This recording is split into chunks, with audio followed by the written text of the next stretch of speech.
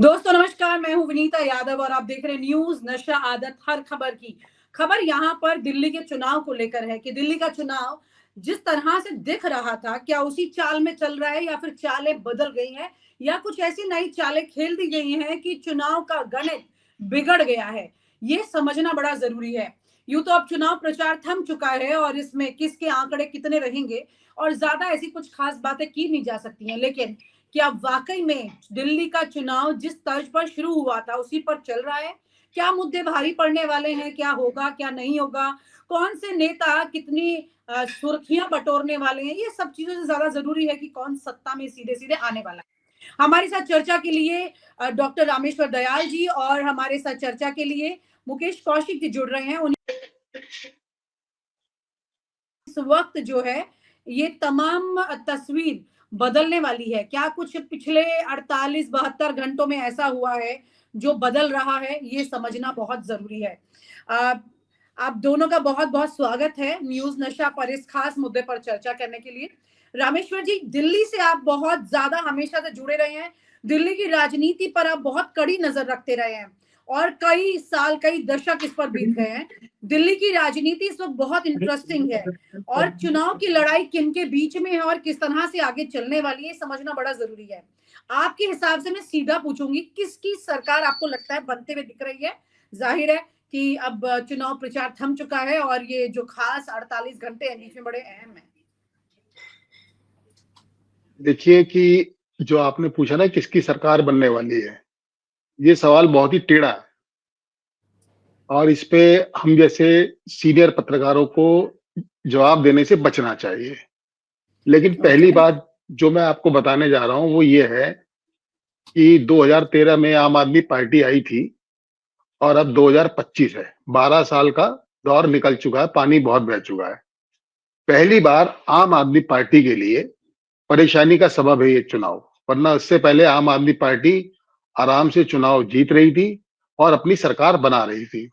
लेकिन इस बार चूंकि कांग्रेस ने भी बहुत अच्छी तरीके से चुनाव लड़ने की पूरी तैयारी कर ली है और वो लड़ रही है, और बीजेपी तो हमेशा लड़ती है जो आपको पता ही है।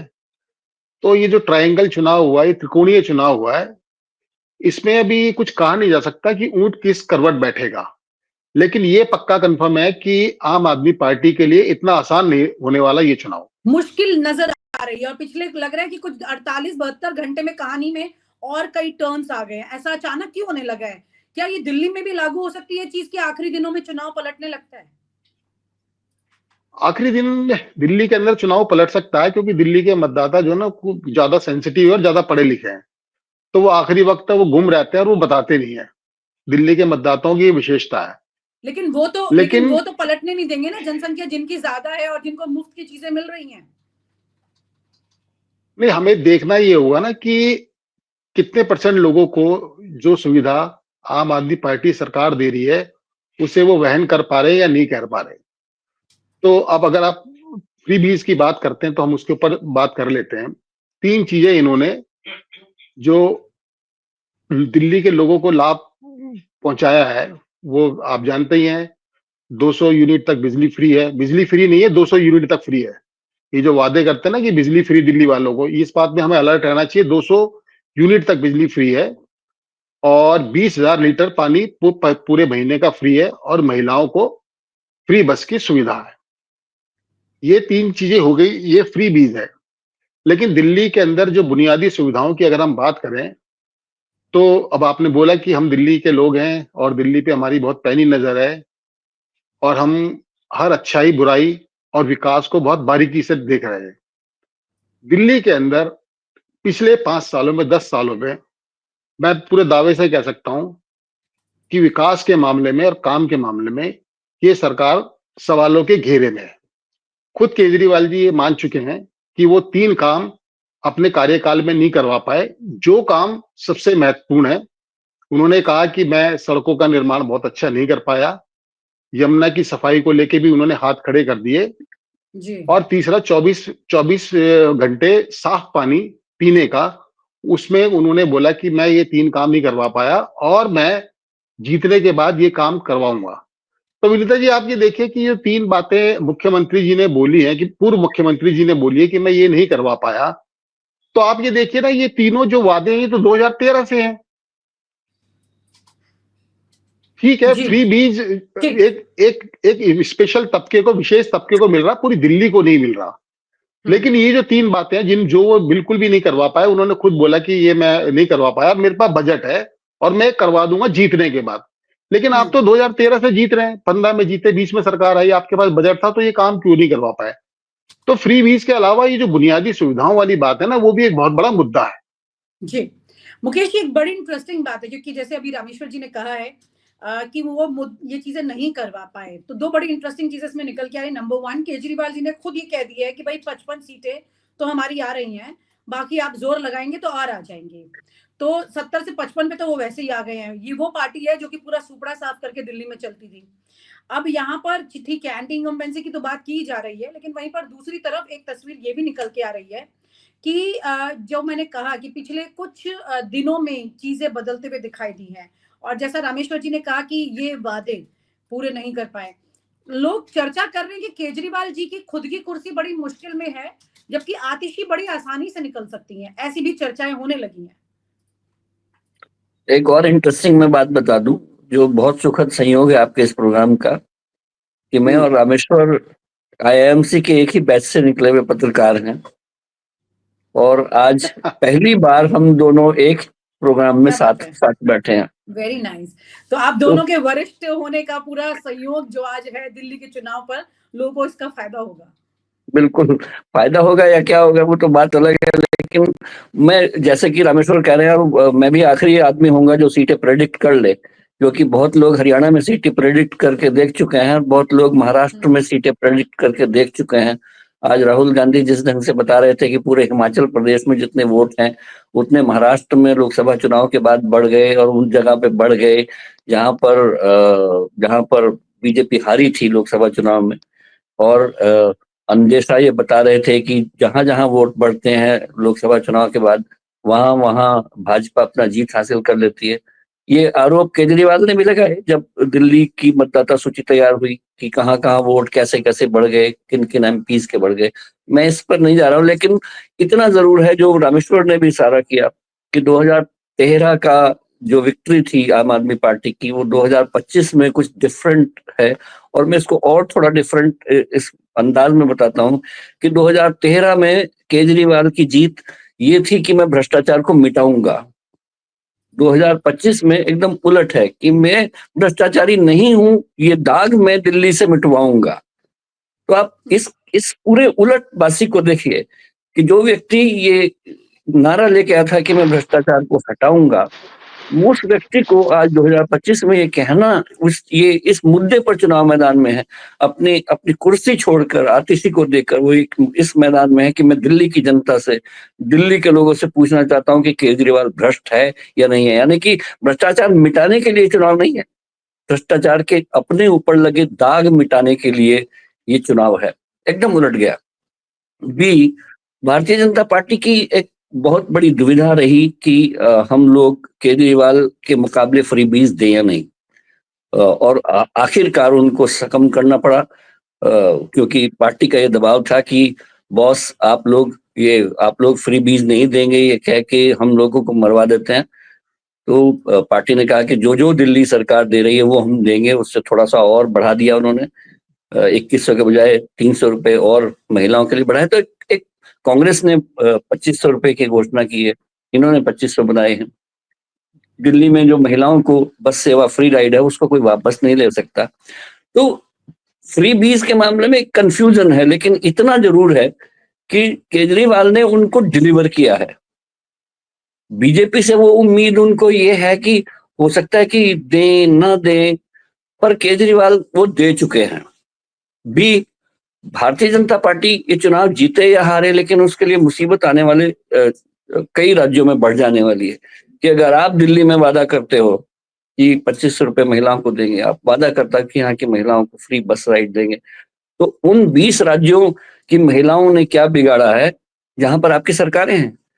तो ये भाजपा के सामने अपना खुद के डायलेमा खड़े होने वाले हैं। पर मैं दिल्ली में कहता हूं कि एडवांटेज केजरीवाल इस वजह से है क्योंकि उन जो बाकी दो लोग हैं उनके पास मुख्यमंत्री नहीं है, और जैसे कि पूरे देश में होता है कि जीतेगा तो मोदी ही, उसी तरह से दिल्ली में भी एक प्रकार का फ्लोटिंग वोट है जो ये कहता है कि जीतेगा तो केजरीवाल ही। और ये सक्सेसिव इलेक्शंस में होता रहा है कि लोकसभा के चुनाव में 52 से 55% वोट बीजेपी को मिल जाते हैं, उस बीजेपी को जो विधानसभा में सिर्फ 40% वोट पर आ जाती है। और ये पता नहीं कौन से चमत्कार के कारण इन दोनों के वोट शिफ्टिंग होते हैं। अगर वो वोट शिफ्टिंग कायम है तो केजरीवाल जो 55 सीटों का दावा कर रहे हैं उसमें वो वापस उसी अंदाज में वापस आ सकते हैं। लेकिन चूंकि सारे इश्यूज पलट गए हैं और फ्रीबीज के कंफ्यूजन उलट गए हैं, और कल जो परसों बजट आया जो फील गुड फैक्टर देने की कोशिश की है टैक्स पेयर्स को, उसमें मुझे लगता है बहुत बड़ा योगदान होगा और अब ये चुनाव किसी भी दिशा में जा सकता है। यहाँ पर रामेश्वर जी एक बड़ा तस्वीर ये भी निकल के आ रही है, जहाँ केजरीवाल ये ट्वीट करके बोल रहे हैं कि 55 सीटें आ सकती है।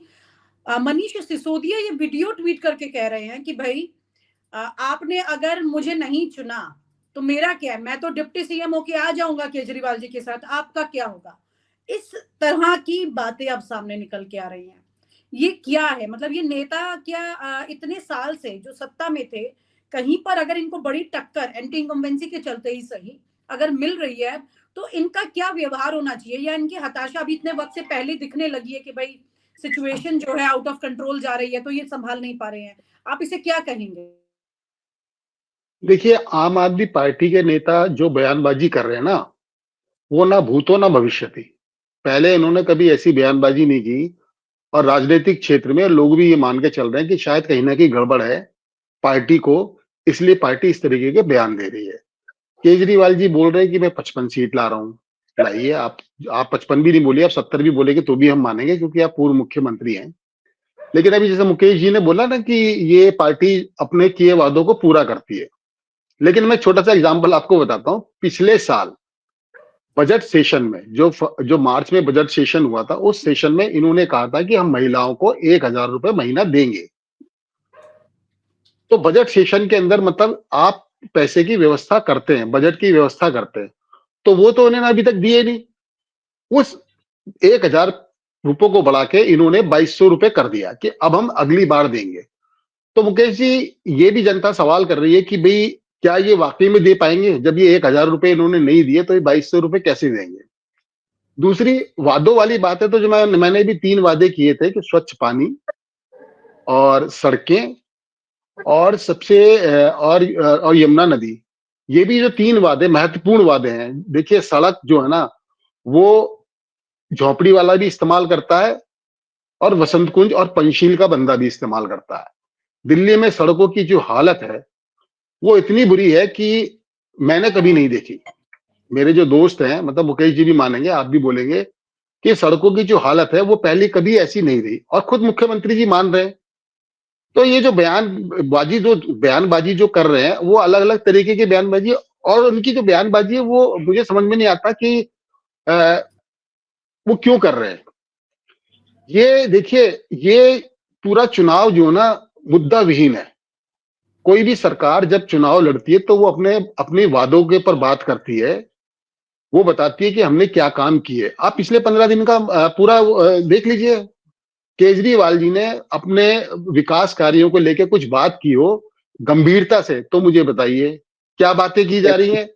इवन लोकपाल तक जो इन्होंने बनाने की घोषणा की थी, जिस बल पर ये सत्ता में आए थे कि लोकपाल बनाएंगे, सबसे बड़ा आज तक नहीं बना। क्यों नहीं बना? मेरे ख्याल से कोई लॉजिक भी उनके पास नहीं है।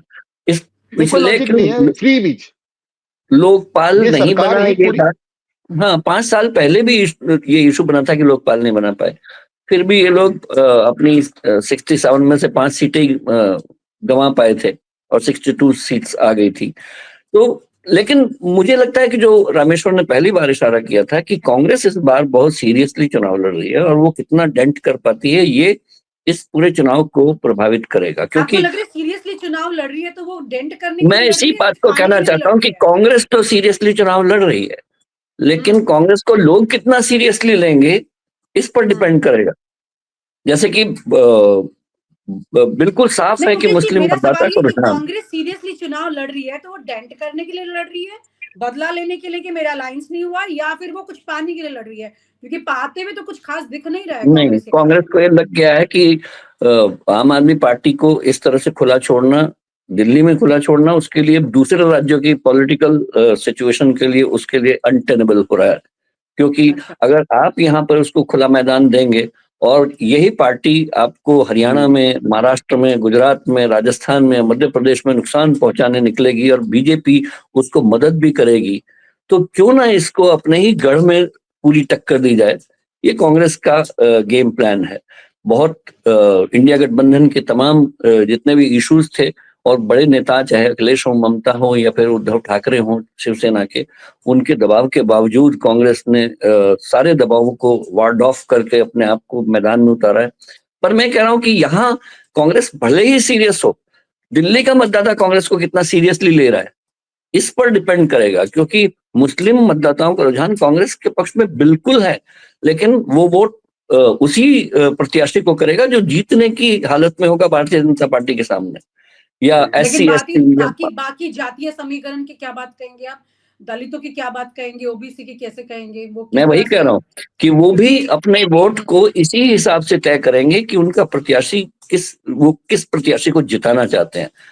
वो कांग्रेस हो सकती है, आप हो सकती है, भारतीय जनता पार्टी का एक वोटर है तो जो चुनाव एक आप कह रहे हैं प्रो कैडर बेस बीजेपी और वोटर एंटी है, जो बीजेपी है, प्रो बीजेपी और एंटी बीजेपी में ही बटा हुआ है चुनाव, आप ये कह रहे हैं? वो इसलिए क्योंकि जब हम लोकसभा का चुनाव देखते हैं तो वो नेशनल वोट हो जाता है दिल्ली में, और जब वो विधानसभा में हम लोग पहुंचते हैं तो उसके दो तरह के वोट होते हैं। ए, वो क्लास वोट हो जाता है, यहाँ पे कास्ट तो है ही नहीं है। क्लास वोट मीन्स गरीब वोट, मध्यम वर्गीय वोट, अपर क्लास वोट। जाहिर तौर पर बीजेपी के पास मध्यम वर्गीय और अपर क्लास वोट एकदम रहा है उसके पास, जो संघ का वोटर है। लेकिन जो निम्न वर्गीय वोट था वो पूरी तरह से केजरीवाल के साथ था, और उनके रुझान अगर पलटेंगे, अगर वो अपना फैसला बदलेंगे तो दिल्ली की तस्वीर बदलेगी। रामेश्वर जी, क्या आपको लग रहा है, जो मैंने सवाल आपसे पूछा था मनीष सिसोदिया को लेकर, जैसे वो बोल रहे हैं और केजरीवाल बोल रहे हैं, मतलब एक थोड़ा ठंडापन सा दिखाई दे रहा है अभी, क्या मतलब क्या आम आदमी पार्टी के अंदर खबर मिल चुकी है उनको कि किस तरह से उनके नंबर इस बार डाउन होने जा रहे हैं? नहीं, ये बताइए वनीता जी, मनीष जी ने क्या बोला? केजरीवाल जी को तो मैं रोज सुना, मनीष जी को मैं आज सुन नहीं पाया। बताइए क्या बोला उन्होंने? उन्होंने ये बोला है कि अपने अपने वोटर्स को, अपनी कॉन्स्टिट्यूएंसी में अपने वोटर्स को उन्होंने ये बोला है कि भाई अगर मैं नहीं भी आप मुझे मतलब नहीं भी अगर मैं आता हूं तो मैं तो डिप्टी सीएम बन जाऊंगा केजरीवाल जी के साथ, आपका क्या होगा? अगर वो हार जाते हैं मनीष जी, हाँ, तो वो डिप्टी सीएम बन जाएंगे। कैसे बन जाएंगे? ये उन्होंने बोला है। चलिए, वो बोला है, वो अपने आप को वो लेकिन मुझे एजुकेशन लगता मतलब वो है, ये बता रहे हैं जनता को कि मुझे भाई लगता आप मेरे साथ जुड़े रहिए वरना आपकी टेक केयर कौन करेगा? मुझे लगता है देखिए कि इस बार मनीष डिप्टी जी, सीएम किसी को बनाना नहीं था केजरीवाल को, लेकिन उन्होंने अनाउंस कर दिया कि मनीष सिसोदिया मेरे डिप्टी सीएम होंगे, तो मुझे हैरानी हुई थी, क्योंकि उनकी अपनी जो होम कॉन्स्टिट्युएंसी थी वहां से उनको हटा के पटपड़गंज से उनको जंगपुरा भेज दिया, और दोनों ही सीटें लगभग उन्होंने दांव पर लगा दी। अगर मनीष सिसोदिया हार जाते हैं तो उनके डिप्टी सीएम बनने का सवाल खत्म हो जाएगा, और जो हाँ, पटपड़गंज की सीट है वो अपने आप में पहले से खतरे में आ गई, क्योंकि मनीष सिसोदिया ने उसको खाली किया है। जंगपुरा की सीट बहुत अच्छी मजबूत स्थिति में आपकी नहीं थी पहले से ही, ये केजरीवाल जानते थे, और ये मुझे लगता है कुछ इंटरनल पॉलिटिक्स का हिस्सा है आम आदमी पार्टी की, जो मनीष सिसोदिया और केजरीवाल के बीच में प्ले अप हुआ है। क्योंकि मनीष सिसोदिया को भी एक सिंपैथी का अपना सहारा लेना पड़ रहा है, जिसमें वो ये कह रहे हैं कि भाई गुंडे जो हैं बीजेपी के वो घर घर जा करके हमें धमका रहे हैं, हमें हमारे से लोगों को अलग कर रहे हैं, इस तरह की बातें वो कर रहे हैं। इस तरह की बातें सिंपैथी वाले लेवल पर, आप दोनों वरिष्ठ हैं, आप जानते हैं कि कब ऐसी परिस्थितियां आती जब आप जनता को इस लेवल पर आकर के ठीक चुनाव से पहले इमोशनल करने की कोशिश करते हैं। बहुत सॉलिड आखिरी पत्ता है ये, जिसमें ये बताया जाएगा कि भाई हमारे साथ ये हो रहा है। ये हालांकि सिंपैथी कार्ड तो आम आदमी पार्टी का डे वन से चलता है, इसमें कोई दो राय नहीं। जैसे मोदी जी अक्सर मणिशंकर अय्यर के बयानों से लेकर शुरुआत की और फिर उसके बाद चलते चले गए। तो आपको लग रहा है ये सिंपैथी कार्ड लास्ट मोमेंट पे फायदा करेगा इनको, रामेश्वर जी? देखिए अभी मनीष जी का भी आपने बताया, और मैंने अभी कुछ देर पहले केजरीवाल जी ने दिल्ली की जनता के नाम एक संदेश जारी किया है। जी। उस संदेश में उन्होंने जो बोला ना, मतलब मैं सोचता हूँ कि शायद सीएम साहब, जो पूर्व सीएम साहब है, इनकी कल्पना शक्ति बहुत उच्च स्तर की है। मुकेश जी जी। आप भी सुनिए, उन्होंने बोला है कि इलेक्शन से पहले 5 तारीख को इलेक्शन है, मतलब कल रात को दिल्ली की झुग्गियों के अंदर लोग आएंगे और वो अपने आप को चुनाव आयोग के अधिकारी बताएंगे। वो आपको 3-3 हजार रुपए देंगे और आपके उंगली में शाही लगा देंगे। तो आप उनसे 3 हजार रुपए तो ले लीजिएगा, लेकिन शाही मत लगवाइएगा। अब बताइए, दिल्ली जो देश की राजधानी है, वहां पे कभी कुछ ऐसा हो सकता है? तो आपने जो बोला ना कि सिंपैथी, ये जो सहानुभूति पाने का उनका एक तरीका है, लेकिन सर क्योंकि इस पार्टी को लग चुका है कि संकट है। टेक्निकली गलत नहीं है ये कि पूर्व मुख्यमंत्री ऑन रिकॉर्ड बोल रहे हैं आप पैसे ले लीजिएगा, नहीं कंप्लेन आप, करने लेकिन के आप लिए ये ना बताइए ना, आप टेक्निकली। अनीता जी आप ये बताइए ना कि केजरीवाल जी, मतलब मेरे को तो दुख की बात है कि हमें ऐसा बोलना पड़ रहा है। केजरीवाल जी कब सीरियसली बातें कर रहे हैं? यमुना के अंदर जहर मिला देना, ये कोई सीरियस बात है क्या? जी। है, पुलिस वाले आपको पीटेंगे और गृह मंत्री जी के गुंडे। तो इस तरीके की भाषा जो है ना, वो आपको बैकफायर भी कर सकती है। ज्यादा अच्छा ये होता कि आप ये बताते कि हमने क्या क्या किया। आपने तो आप स्कूलों ये की कह रहे बात कि इनके करते हो पास आप। कुछ खेलने के लिए बचा नहीं है इस बार, मतलब प्रॉब्लम ये है, ढूंढ ढूंढ के ऐसी चीजें लानी पड़ रही हैं। हाँ हाँ, वो दो तरफा फंसे हुए ना। आप दो तरफा फंसे। आप ये बताइए ना कि कांग्रेस जो है ना, वाकई में सीरियसली चुनाव लड़ रही है। और हम तो आजकल फील्ड में हैं, क्योंकि हम देख रहे हैं कांग्रेस को लेके जो दलित और मुस्लिम्स जो है ना, वो कुछ कुछ सीरियस हो रहा है। और दूसरी बड़ी बात है, 2015 और 2020 में जो कार्यकर्ता और क्षेत्रीय लोकल जो नेता थे, वो बिल्कुल चुपचाप थे। वो इतने निराश थे कि उन्हें पता लग गया था कि हमारा आला कमान कुछ कर ही नहीं रहा, हमें कोई संदेश नहीं मिल रहा, हमें कोई ऑर्डर नहीं दिया जा रहा। लेकिन इस बार आप जाइए फील्ड के अंदर, देखिए जो कांग्रेस के कार्यकर्ता हैं और कांग्रेस के जो नेता हैं लोकल लेवल पे, वो बहुत मेहनत कर रहे हैं। अब 2015 और 2020 में मैंने खुद देखा है कि कांग्रेस की बेंच तक नहीं लगती थी। अब मैं देख रहा हूं कि वो इस बात की तैयारी कर रहे हैं कि हमें इलेक्शन लड़ना है। मैं आप कहें तो मैं आपको 25 सीटें ऐसी बता सकता हूं जहां पे कांग्रेस पूरी मेहनत से लड़ रही है।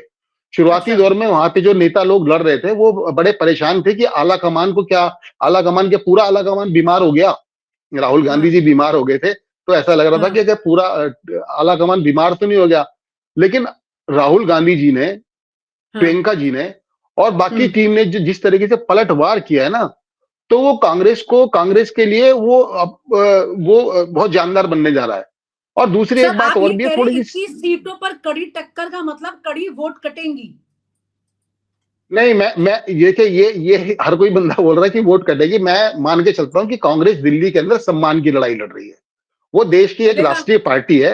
मैं मिलेगा नहीं सर? मानता कि वो काटे हैं सब। देखिए, जब आप लड़ेंगे उसके बाद भी तो रिजल्ट आएगा ना। जब आप लड़ेंगे नहीं तो फिर बचेगा क्या? मुकेश जी आपको लग रहा 2015 है और ये 2000। सम्मान मिलेगा? मुझे तो ये लगता है कि हालांकि मैं बहुत बड़ी अलग से ये प्रेडिक्शन करना नहीं चाहता, लेकिन मुझे लगता है कि केजरीवाल को इस बार जो चुनाव में डेंट लगेगा और कांग्रेस जो गेन करेगी, वो हो सकता है कि इन दोनों को मिलकर सरकार बनानी पड़ जाए। क्योंकि भारतीय जनता पार्टी अपनी पूरी मेहनत के बावजूद अपनी तो जो कैडर वोट है उससे अपना ऊपर वोट नहीं बना पाई है। अगर कोई वोट बना पाया है इस दौरान तो वो सिर्फ कांग्रेस बना पाई है। और तो अगर कोई लूज किया है तो वो बिफोर सिर्फ वोटिंग आम आदमी अलायंस नहीं पार्टी हुआ, लूज की है। पोस्ट और पोस्ट वोटिंग अलायंस हो जाएगा, आप ये कह रहे हैं इस बार ये हो सकता है? ऑफ कोर्स हो सकता है, क्योंकि अगर ऐसी नौबत आई कि आम आदमी पार्टी को 5 सीट की जरूरत पड़ी, 10 सीट की जरूरत पड़ी और वो कांग्रेस की होंगी, वो बीजेपी की नहीं हो सकती, तो इन दोनों पार्टियों को मिलना होगा। क्योंकि जो काम राष्ट्रीय स्तर पर राष्ट्रीय मतदाता नहीं कर पाया, वो हो सकता है दिल्ली का मतदाता कर दे। गजब। यानी कि मुकेश की बात को मैं मानता हूं। ये संभव है। 2013 वाला जो दौर है वो दोबारा से हो सकता है। हंग असेंबली की भी संभावना जताई जा रही है। वो इसलिए जताई जा रही है कि कांग्रेस जो है ना, वोट काटने के लिए तो चुनाव नहीं लड़ रही। लेकिन मेरा मानना यह है कि कांग्रेस जितना नीचे जानी थी वो जा चुकी। अच्छा, एक बार बहुत छोटा सा एक आंकड़ा दूंगा आपको, होने को कुछ उससे बचा पता लग नहीं है। जाएगा। हाँ, उसको उसके पास खोने को कुछ बचा नहीं है। और लोकसभा इलेक्शन के अंदर पार्टी ने अच्छा काम किया है। हिमाचल में भी पार्टी ने सरकार बनाई है। राहुल गांधी एक अलग जज्बे से लड़ रहे हैं। प्रियंका जी भी मैदान में आ गई है। अपना और भी लोग जो है वो चुनाव लड़ रहे हैं और मतलब और भी लोग मेहनत कर रहे हैं। देखिए 2015 और 20 का छोटा सा मैं आपको गणित समझाता हूँ, उससे आपको हमें थोड़ी सी पिक्चर क्लियर होगी कि अब कांग्रेस के लिए खोने के लिए बचा है या कुछ पाने के लिए बचा है। 2015 में कांग्रेस का वोट परसेंट था, मोटा मोटा बताऊंगा, 4% था, नहीं 9%। 2015 में बीजेपी का था 32%। और आम आदमी पार्टी 2015 में 53% वोट लेके सरकार बनाई थी। 2020 में आई है। 2020 के अंदर और 15 के अंदर आम आदमी पार्टी का 53% ही वोट था। जीत जो उसने 53% वोटों से वो जीती थी। बीजेपी का 32% था, अब वो 38% हो गया 2020 के इलेक्शन में। इसका मतलब आम आदमी पार्टी का जो वोट है वो वहीं का वहीं रहा 5 साल में। बीजेपी का और बढ़ा, कांग्रेस का और घटा। कांग्रेस का जो 2015 में 9% था वो 4.5 पे आ गया। तो इसका मतलब कांग्रेस का वोट अब जो है ना आम आदमी पार्टी की तरफ नहीं गया। जो वोट लिया वो बीजेपी ने कांग्रेस से लिया। आम आदमी पार्टी के अंदर कांग्रेस का वोट जाना बंद हो गया है। वो इसलिए बंद हो गया था कि लेकिन वो बंद होना भी बहुत हैरानी पैदा करता है, क्योंकि कांग्रेस बिल्कुल भी मेहनत नहीं कर रही थी। अब अगर कांग्रेस वोट मेहनत करेगी तो बीजेपी का जो वोट बैंक है वो जो हमने देखा पिछले 4-5 इलेक्शन में, वो 32 से 38% रहता है विधानसभा के इलेक्शन में। अब होगा क्या, कांग्रेस का ही वोट परसेंटेज बढ़ेगा, जिसकी पूरी पूरी संभावना है, क्योंकि इनके जो नेता लड़ रहे हैं पुराने, वो अपने इलाके में आपका भी शायद बादली विधानसभा है वनिता जी, आपकी विधानसभा कौन सी, बादली है ना? हाँ जी, बादली। हाँ, तो अब बादली के अंदर जैसे कि देवेंद्र यादव लड़ रहे हैं, वो मजबूत कैंडिडेट हैं, है ना? मुकेश शर्मा लड़ रहे हैं, और जो पुराने विधायक थे वो लोग लड़ रहे हैं, वो बहुत मजबूती से चुनाव लड़ रहे हैं। तो सीधी सी बात है कि उनके जीतने की संभावना तो है। अगर वो जीतेंगे भी नहीं बाय द वे, तो उनको वोट पक्का मिलना ये तो 100% होगा ही। और दूसरी एक बात यह है कि मुस्लिम वोटर के अंदर, जो मुस्लिम वोटर्स में थोड़ा सा ना कंफ्यूजन क्रिएट हो रहा है। मुकेश जी ने भी सही बोला कि मुसलमान वोट तो देगा, लेकिन वो उसी कांग्रेसी को देगा जिसकी जीत की संभावना होगी। तो ऐसी कई सीटें हैं जहां पे कांग्रेस की जीत की संभावना है। अब दलित जो वोटर है, दलित वोटर जो है वो भी हमें लग रहा है कि वो कांग्रेस की ओर लौट रहा है। नई दिल्ली के अंदर दलितों ने कहा जा रहा है कि वो दलित वोटर थे, वाल्मीकि थे, उन्होंने पथराव किया आम आदमी पार्टी की गाड़ी पे। तो इसका मतलब कि वो नाराज है। तो कांग्रेस को जितना डेंट होना था, कांग्रेस को जितना नीचे तक जाना था, वो अब वो नीचे जा चुकी, क्योंकि इस बार वो बहुत मेहनत से और बहुत गंभीरता से चुनाव लड़ रही है, और देखा उसके जाए जो तो कांग्रेस नेता ही है इस वही बार पूरी नॉन मेहनत। कंट्रोवर्शियल है इन दोनों पार्टियों के मुकाबले। हाँ, तो वो इसलिए है ना, देखिए, तो वो बेचारी पिक्चर में नहीं थी ना, पिक्चर में वो नहीं थी, कांग्रेस पिक्चर में ही नहीं थी, उसका तो हाल बुरा आप था। बहुत अलग लेकिन बात अब वो कर रहे हैं, मतलब आप दोनों से बात करके मुझे लग रहा है कि कांग्रेस यहाँ कुछ कर सकती है, जबकि लोगों को ये लगता है कि कांग्रेस तो कहीं है नहीं 3 में ना 13 में। नहीं, मैं इससे इत्तेफाक नहीं रखता। मैंने जो फील्ड में देखा है, और मैं अगर आप कहें, देखिए, मैं दो चार सीटों के आपको नाम गिनाता हूं, मैंने लिख रखे हैं। देखिए, बादली से देवेंद्र यादव है, सुल्तानपुर माजरा से जयकिशन है, वजीरपुर से रागनी नायक हैं, सदर बाजार से अनिल भारद्वाज हैं, चांदनी चौक से मुदित अग्रवाल हैं, वो है ना। इसके अलावा बल्ली मारान से हारून यूसुफ हैं, पटेल नगर से कृष्णा तीरथ हैं, जो केंद्रीय मंत्री रह चुकी हैं, उत्तम नगर से मुकेश शर्मा हैं, और बिजवासन से देवेंद्र सहरावत है, जो पहले आम आदमी पार्टी में था, वो कांग्रेस में चले गए। हाँ, नई दिल्ली से संदीप दीक्षित हैं, जंगपुरा से फराज सूरी हैं, कस्तूरबा नगर से अभिषेक दत्त है, एमसीडी के बहुत अच्छे नेता रहे, उन्होंने काम किया। का मालवीय बहुत नगर से, नाम आ रहा है कि वो जीत जाएंगे, कह रहे हैं लोग। हाँ, जीत जाएंगे ना। तो ऐसे मालवीय नगर से जितेंद्र कोचर है, वो भी एमसीडी के अंदर बहुत अच्छा काम कर चुका है, उनके अपने इलाके में पैठ है। कालका जी से अलका लांबा है, कांग्रेस की राष्ट्रीय तो महिला अलका अध्यक्ष लांबा हैं को, वो। मतलब फिर तो केजरीवाल। नहीं, मैं कह रहा हूँ कि ये ढंग से चुनाव लड़ रहे हैं, अभी हार जीत की बात नहीं कर रहा। मैं कह रहा हूँ कि ये जो प्रोमिनेंट चेहरे हैं, दिल्ली की जनता, मतलब हो सकता है कि वेस्ट की अगर जनता ये भी ठीक जानती है, तो चुनाव ईस्ट की लड़ जनता रहे भी। हैं, तो मैं ये जानना चाह रही हूँ, अगर ये ठीक चुनाव लड़ रहे हैं, अभी अलका लांबा से आगे जो आपने लिस्ट लिखी है उस पे जाएंगे, तो मतलब क्या इक्वेशन बन रही है ये? थोड़ा सा, आप दोनों बहुत क्लियर बात कर रहे हैं, मैं बस थोड़ा सा एक लाइन में और ये समझना चाह रहे हैं कि अगर ये ठीक चुनाव लड़ रहे हैं, तो क्या आम आदमी पार्टी को डेंट नहीं होगा? ये किसका, मतलब किसी का तो वोट काटता ही है ना आदमी।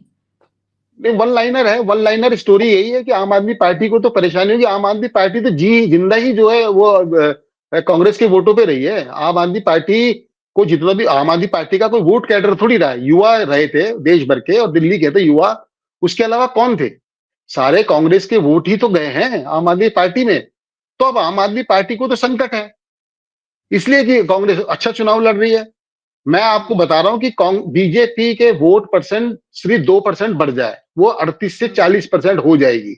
और कांग्रेस जो 4.5% है ना, वो 4% और ले ले।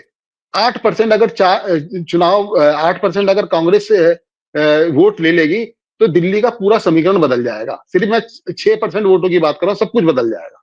कौन जीतेगा कौन हारेगा वो आप भी जानते हो, हम भी जानते हैं, लेकिन यह है कि किसको कितने सीटें बनेंगी मिलेगी उसके बारे में मैं कुछ नहीं बोल सकता। हमें पता है, आपको भी पता है, हमें भी पता है कि कितनी सीटें घट बढ़ सकती है, वो हमें पता है। लेकिन हम ये देखिए बड़ा वेग सा होता है, बड़ा वेग सा होता है। एक मैं आपको और एग्जांपल बता दूं, मुकेश जी बोर तो नहीं हो रहे आप? नहीं, बहुत दिलचस्प लग रहा मुझे तो मुकेश जी के बिहार पे भी मैं बोल रही हूँ। देखिए 2020 का जब इलेक्शन था ना, तो हम सीनियर रिपोर्टर्स जो थे वो आम आदमी पार्टी के दरवाजे के कार्यालय के गेट पे जाके खड़े हो जाते थे। तो उस टाइम आम आदमी पार्टी के और पत्रकारों के संबंध बहुत ज्यादा खराब नहीं हुए थे, जो हो चुके हैं, ठीक है ना। वो एक अलग अलग इश्यू है, उसके ऊपर फिर कई बात होगी। तो वहां पे आम आदमी पार्टी के नेता, हाँ वो मैं कह रहा हूँ ना इंद्र जी, इसके ऊपर फिर कई बात करेंगे। तो हम आम आदमी पार्टी के नेताओं के साथ, जो गंभीर नेता थे और वो जिनको वाकई में दिल्ली की समझ थी, वो भी मान के चल रहे थे कि इस बार हमारी पार्टी को 40 से 45 सीट मिलेगी। हम बोलते थे भी 40-45 के आसपास, वो भी एग्री करते थे और वो भी मान रहे थे कि भाई 40 से 45 सीटें हमें मिलेंगी। लेकिन हुआ क्या, 2020 के अंदर वो जो थे 62 सीटें ले आए। तो किसी के बारे में ये बोलना, मतलब हम जैसे जमीनी पत्रकार है, ये बोलना कि इतनी सीटें आएंगी इतनी सीटें आएंगी, मुझे लगता है वो जो ना थोड़ा सा गड़बड़ हो सकता है। हाँ, ये हो सकता है कि भाई संकट है, परेशानी है, दिक्कत है, ये तो हम बोल सकते हैं और 3-4 दिन में समझ में आ जाएगा। लेकिन ये है कि आम आदमी पार्टी के लिए सबसे बड़ा संकट है, ये मैं दावे से कह सकता हूँ। और वोट शिफ्टिंग फिर से वही होगी जो 52 से 55% वोट विधानसभा में शिफ्ट हो जाया करता था आम आदमी पार्टी की तरफ, वो फिर से होगा। लेकिन वो सिर्फ आम आदमी पार्टी की तरफ नहीं होगा, वो इस बार कांग्रेस और आम आदमी पार्टी की तरफ शिफ्ट होगा। और बीजेपी का वोट जो विधानसभा में घट के 36 से 38 रहता था, वो उतना ही रह जाएगा। अच्छा, ये सारा खेल जो है यहाँ वोट परसेंट में कांग्रेस गेन कर सकती है इस बार, बहुत कांग्रेस गेन कर सकती है, बीजेपी वहीं पर रह सकती है, आम आदमी पार्टी लूज कर सकती है। Very nice. Final closing Mukesh ji अगर बीजेपी यहीं पे रहेगी और कांग्रेस उठेगी तो आम आदमी पार्टी तो निपट जाएगी। फिर सारा खेल तो जो लोग कह रहे हैं ना, जो हम लोग कह रहे हैं समझ रहे हैं, लेकिन हम कह नहीं। मुकेश जी ने क्लियर कर दिया क्या होने जा रहा है। हाँ, हम बहुत ज्यादा हम बहुत ज्यादा क्लियर नहीं कह रहे, लेकिन जो चल रहा है वो सही है। मुकेश जी बोल रहे हैं वो ठीक है। भाई मुकेश जी तो बड़ी बड़ी पार्टियां कवर करते हैं, हमें तो दिल्ली में रहना है। मुकेश जी तो राष्ट्रीय स्तर के पत्रकार है, हम तो लोकल स्तर के पत्रकार है। तो हमें कुछ बातों को बोलते हुए थोड़ा सा सोचना पड़ता है। आपके पास दूरबीन अच्छी है, छोटे दिल्ली को देखने की दूरबीन आपके पास बहुत अच्छी है। हाँ, हम दूरबीन लेके मुकेश जी आपको पूरा देश दूर तक देखती है, देश में पूरा असर करती है, ये भी सीधी सी बात है। बहुत बहुत शुक्रिया, आप दोनों ने बहुत अच्छी चर्चा की है और बहुत अच्छे पॉइंटर्स निकल के आए हैं। काफी हद तक तस्वीर साफ हो रही है। बड़ा दिलचस्प है इस बार दिल्ली का चुनाव, बहुत अरसे के बाद, क्योंकि जब अच्छी फाइट होती है पार्टियों में, जनता के लिए वही फायदा होता है। बहुत बहुत शुक्रिया, thank you so much for sharing your views. Thank you so much. धन्यवाद, थैंक यू। और आप हमसे जुड़े रहने के लिए सब्सक्राइब करें YouTube पर, फॉलो करें Twitter पर और लाइक करें Facebook पर। और ज्यादा जानकारी के लिए आपको टाइप करना होगा सिर्फ न्यूज़ नशा।